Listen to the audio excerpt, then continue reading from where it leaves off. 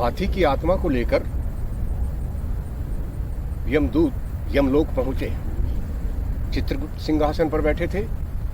लेखा जोखा देखने पर पता चला हाथी की आत्मा बहुत अच्छी है, कभी कोई बुरा कर्म नहीं किया, किसी पक्षी को तंग नहीं किया, किसी पशु को नहीं मारा, यहां तक कि पेड़ पौधे भी चुन चुन कर ही पत्तों से काम चलाया।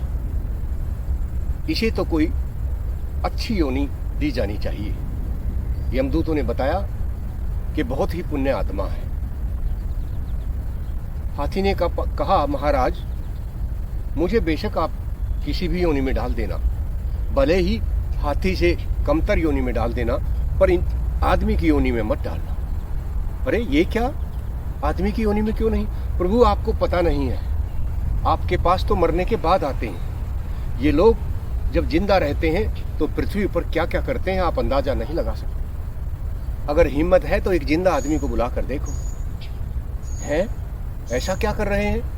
अरे प्रभु, ये सोचो वो कर क्या नहीं रहे हैं। सारी धरती पर उत्पात मचा रखा है। धरती का सीना चीर कर उसमें से कहीं तेल निकाल रहे हैं, कहीं पानी निकाल रहे हैं, कहीं कोयला निकाल रहे हैं, यहाँ तक कि अपने वातावरण को भी गंदा कर रहे हैं। सारी तरफ गंदगी ही गंदगी। एक दूसरे को मारने पर उतारू। एक देश दूसरे देश पर हमला कर रहा, नेता लूट पर लगे हुए हैं, भ्रष्टाचारी लोगों का बोलबाला है। पुण्य नाम की तो चीज नहीं है। मैं आदमी नहीं बनना चाहता। अच्छा, चित्रगुप्त ने सोच समझकर अपने यमदूतों को आदेश दिया कि इस बार एक जिंदा इंसान को लेकर आओ। यमदूत एक व्यापारी को सोते हुए उठा लाए। समेत चारपाई लिए आ रहे थे कि व्यापारी जाग गया। क्यों भाई, कहाँ ले चले? तुम्हें स्वर्ग लेकर जा रहे हैं। नहीं नहीं, मुझे नहीं चलना। अरे चित्रगुप्त का आदेश है। अच्छा तो चलो, मुझे एक कागज और एक पेन दो। व्यापारी ने एक कागज पेन पे कुछ लिखा और अपनी जेब में डाल लिया।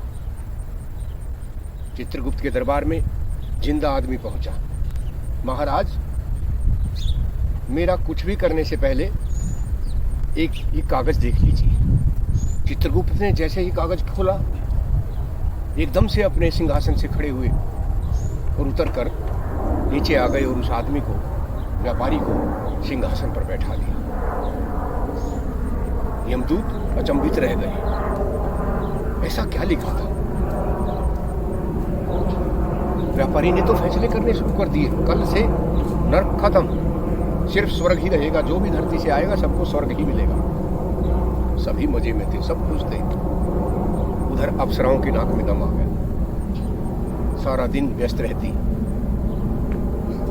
यमदूत सोच नहीं पा रहे थे ऐसा क्या लिख दिया। उन्होंने चित्रगुप्त से पूछा, महाराज क्या लिखा है? ऐसा पर्ची में क्या था?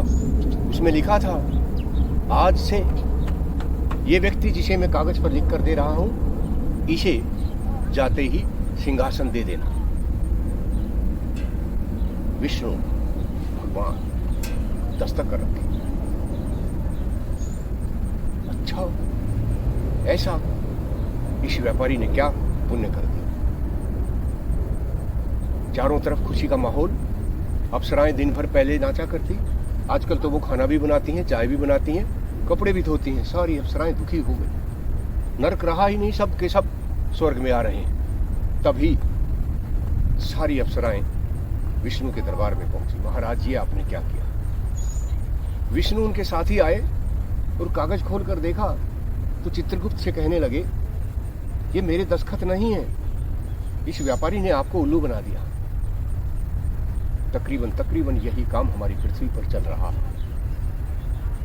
कहीं व्यापारी नेता के भेष में लूट रहे हैं, कहीं भ्रष्टाचारी देश को लूट रहे हैं, और हम हैं कि चैन की नींद सो रहे हैं, किसी बात का कोई फिक्र नहीं कर रहे। पृथ्वी पर इंसान को भेजा तो इसलिए था कि यहाँ सभी जीवों की रक्षा करें, एक अच्छा माहौल बनाएं, सब खुशी और आनंद से रहें। और हो क्या रहा है, ये सब आपके सामने है।